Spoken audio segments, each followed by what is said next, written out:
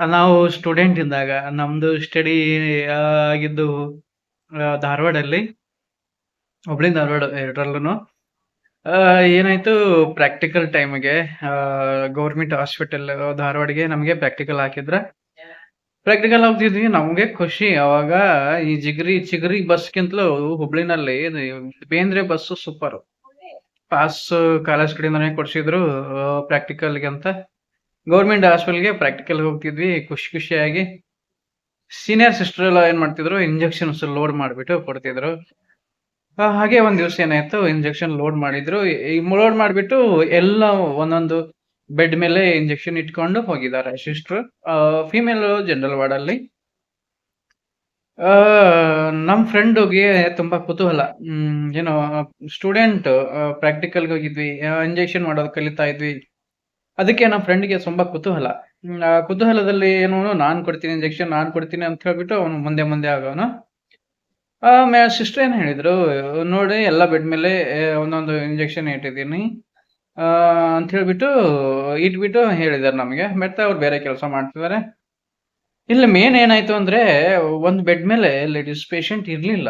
ಒಂದ್ ಬೆಡ್ ಮೇಲೆ ಪೇಷಂಟ್ ಇಲ್ದೇ ಇದ್ದಿದ್ಕೆ ಏನಾಯ್ತು, ಇನ್ನೊಂದು ಪಕ್ಕದ ಬೆಡ್ ಮೇಲೆನೆ 2 ಇಂಜೆಕ್ಷನ್ ಇಟ್ಟಿದ್ದಾರೆ. ಈ ಕಡೆ ಒಂದು ಸೈಡ್, ಈ ಕಡೆ ಒಂದು ಸೈಡ್ 2 ಇಂಜೆಕ್ಷನ್ ಅಲ್ಲೇ ಇಟ್ಟಿದ್ದಾರೆ.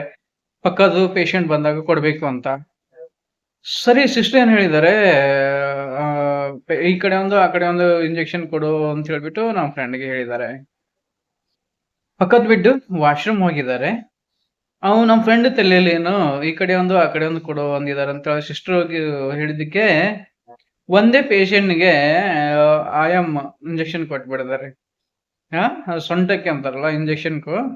ಲೇಡೀಸ್ ಪೇಷಂಟ್‌ಗೆ ಸಿಸ್ಟರ್ ಏನ್ ಹೇಳಿದ್ರು, ಈ ಕಡೆ ಒಂದು ಕೊಡು, ಆ ಕಡೆ ಒಂದು ಕೊಡು ಅಂತ ಹೇಳಿದ್ದಾರೆ. ಸಿಸ್ಟರ್ ಹೇಳಿದ್ದೇನು, ಆ ಬೆಡ್ ಅಲ್ಲಿ ಪೇಷಂಟ್ ಇಲ್ಲ. ಆ ಕಡೆ ಅವ್ರು ಬಂದ್ಮೇಲೆ ಅವ್ರಿಗೊಂದು ಕೊಡು, ಇವ್ರಿಗೊಂದು ಕೊಡು ಅಂತ ಹೇಳ್ಬಿಟ್ಟು ಸಿಸ್ಟರ್ ಹೇಳೋ ರೀತಿಯಲ್ಲಿ ಹೇಳಿದ್ದಾರೆ. ಒಂದೇ ಬೆಡ್ ಮೇಲೆ ಇಂಜೆಕ್ಷನ್ ಇಟ್ಟಿದ್ದಾರೆ.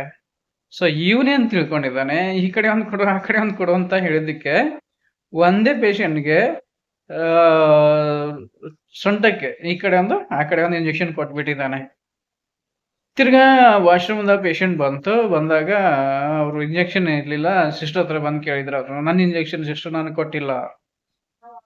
ಅಲ್ಲೇ ಬೆಡ್ ಮೇಲೆ ಇಟ್ಟಿದೀನಿ ನೋಡಮ್ಮ ಇಂಜೆಕ್ಷನ್, ಕೊಟ್ಟಿರ್ಬೇಕಲ್ಲ ಅಂತ. ಕೊಡ್ತಾನೆ ಹೋಗು ಬ್ರದರ್ ಅಂತ. ಬ್ರದರ್ ಕೇಳಿದ್ರೆ, ಇಲ್ಲ ಸಿಸ್ಟರ್ ನೀವು ಹೇಳಿದ್ರಲ್ಲ, ಈ ಕಡೆ ಒಂದು ಕೊಡು, ಆ ಕಡೆ ಒಂದು ಕೊಡು ಅಂತ. ನಾನು ಒಂದೇ ಪೇಷಂಟ್‌ಗೆ ಈ ಕಡೆ ಒಂದು ಕೊಟ್ಟೆ, ಆ ಕಡೆ ಒಂದು ಕೊಟ್ಟೆ ಸೊಂಟಕ್ಕೆ. ಅಂದ್ರೆ ಹಳ್ಳಿ ಭಾಷೆಯಲ್ಲಿ ಹೇಳ್ತಿದ್ದೀನಿ ನಾನು ಸೊಂಟಕ್ಕೆ ಅನ್ನೋ ಮಾತು ಅಪಾರ್ಥ ಮಾಡ್ಕೋಬಾರ್ದು. ಇಂಗ್ಲಿಷ್‌ನಲ್ಲಿ ಆಯಮ್ ಅಂತಾರೆ. ಹಾಗಾಗಿ ಆ ಪೇಷಂಟ್ ಭಯ ಪಟ್ಕೊಂಡ್ಬಿಡ್ತು. ಸಿಸ್ಟರ್ ನನಗೆ ಇಂಜೆಕ್ಷನ್ 2 ಕೊಟ್ಟಿದ್ದಾರೆ. ನನ್ಗೇನಾನ ಆದ್ರೆ ಏನ್ ಗತಿ? ಆ ಪಕ್ಕದ ಬೆಡ್ ಪೇಷಂಟ್, ಅಯ್ಯೋ ನನಗೆ ಇಂಜೆಕ್ಷನ್ ಕೊಡ್ಲಿಲ್ಲ. ಈ ಬ್ರದರ್‌ಗೆ ಈ ಕಡೆ ಒಂದು ಕೊಡು, ಆ ಕಡೆ ಒಂದು ಕೊಡು ಅಂದಿದ್ಕೆ ಅವನು ಒಂದೇ ಪೇಷಂಟ್‌ಗೆ 2 ಕೊಟ್ಟು ಇವನು ಭಯ. ಇಂಜೆಕ್ಷನ್ ತಗೊಂಡಿರೋ ಪೇಷಂಟು ಭಯ. ಈ ಕಡೆ ಸಿಸ್ಟರ್ ಏನಾಗಲ್ಲ ಬಿಡಿ, ನೋವು ಕಡಿಮೆ ಆಗ ಇಂಜೆಕ್ಷನು. ಬಟ್ ಈ ತರ ಆಗ್ಬಾರ್ದು. ಕಷ್ಟ ಈ ತರ ಆದ್ರೆಪ್ಪ ನೀವು ಕರೆಕ್ಟಾಗಿ ನೋಡ್ಬೇಕು. ನಾನು ಆ ಪೇಷಂಟು ಇಲ್ಲ ವಾಶ್‌ರೂಮ್ ಹೋಗಿದ್ದಾರೆ ಅಂತ ಹೇಳ್ಬಿಟ್ಟು ಪಕ್ಕದ ಬೆಡ್ ಮೇಲೆ ಇಟ್ಟಿದ್ದೀನಿ. ಈ ಕಡೆ ಒಂದು, ಆ ಕಡೆ ಒಂದು ಇಂಜೆಕ್ಷನ್ ಇಟ್ಬಿಟ್ಟು, ಈ ಕಡೆ ಒಂದು, ಆ ಕಡೆ ಒಂದು ಕೊಡು ಅಂದೆ. ಬಟ್ ನೀನು ಒಂದೇ ಪೇಷಂಟ್‌ಗೆ ಕೊಟ್ಬಿಟ್ಟಿಯಲ್ಲ. ಈ ತರ ತುಂಬಾ ಕಷ್ಟ ಈ ತರ ಎಲ್ಲ. ನೀವು ಭಾಳ ಕೇಳ್ಬೇಕು ಮತ್ತೊಂದ್ಸರಿ, ಇನ್ನೊಂದ್ಸರಿ ಹಾಗೆಲ್ಲ ಕೊಡಕ್ ಹೋಗ್ಬಾರ್ದು. ಇದು ಮೆಡಿಕಲ್ ಫೀಲ್ಡ್.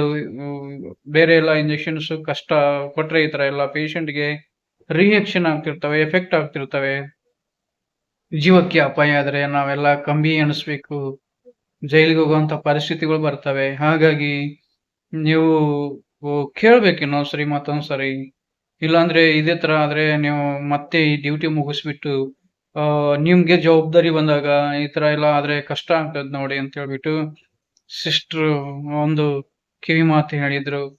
ಅದು ಆಗಿದ್ದು ಹುಬ್ಳಿ, ಅಲ್ಲ ಸಾರಿ, ಧಾರವಾಡ ಗೌರ್ಮೆಂಟ್ ಹಾಸ್ಪಿಟಲ್ ಅಲ್ಲಿ ನಾವು ಸ್ಟೂಡೆಂಟ್ ಇದ್ದಾಗ. ಸೊ ಹಾಗಾಗಿ ಈ ಫೀಲ್ಡ್ ತುಂಬಾ ಜಾಗೃತೆಯಿಂದ ಇರುವಂತ ಒಂದು ಅಬ್ಸರ್ವೇಷನ್ ಕರೆಕ್ಟ್. ಯಾವ ಇಂಜೆಕ್ಷನ್ ಕೊಡ್ತೀವಿ ಅಂತ ಹೇಳ್ಬಿಟ್ಟು ಒಂದ್ಸರಿ, ಇನ್ನೊಂದ್ಸರಿ, ಮತ್ತೊಂದ್ಸರಿ ನೋಡ್ಬೇಕು. ಫೈಲಲ್ಲೂ ಕೂಡ ನೋಡ್ಬೇಕಾಗುತ್ತೆ. ಇಂಜೆಕ್ಷನ್ ಮೇಲೆ ಡೇಟ್ ಕೂಡ ನೋಡ್ಬೇಕಾಗುತ್ತೆ. ಡೇಟ್ ಮುಗ್ದಿದ್ಯಾ ಅಂತ. ಅದು ಇಂಜೆಕ್ಷನ್ ಸ್ಟೋರ್ ರೂಮಿಂದ ನಾವು ಇವತ್ತು ತರಿಸ್ಕೊಂಡ್ರು ಕೂಡ, ಆ ಇಂಜೆಕ್ಷನ್ ಇವತ್ತು ಸ್ಟೋರ್ ರೂಮಿಂದ ಬಂದ್ರು ಕೂಡ ನಾವು ಡೇಟ್ ನೋಡ್ಬೇಕಾಗುತ್ತೆ.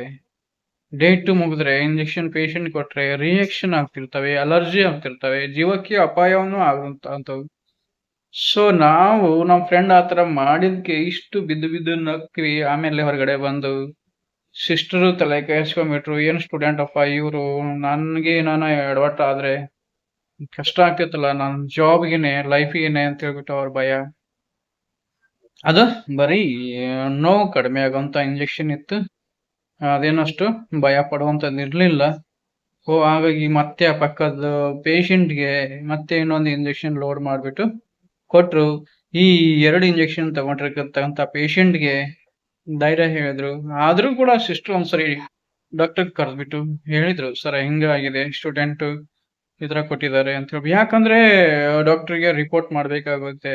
ಆಮೇಲೆ ಪೇಷಂಟ್ಗೆ ಜಸ್ಟ್ ಸ್ವಲ್ಪ ಏನಾದ್ರು ಒಂದು ಅಲರ್ಜಿನೇ ಆಗ್ಲಿ ಅಥವಾ ಪೇಷಂಟ್ ಭಯ ಪಟ್ಕೊಂಡು ಡಿಪ್ರೆಷನ್ಗೆ ಹೋದ್ರೆ ಅಲ್ಲಿ ಸುಮ್ನೆ ಆಮೇಲೆ ಸಿಸ್ಟರ್ ಮೇಲೆ ಬರುತ್ತೆ ಅಲ್ವಾ. ಹಾಗಾಗಿ ಅವರು ಡ್ಯೂಟಿ ಡಾಕ್ಟರ್ ಹತ್ರ ರಿಪೋರ್ಟ್ ಮಾಡಿದ್ರು.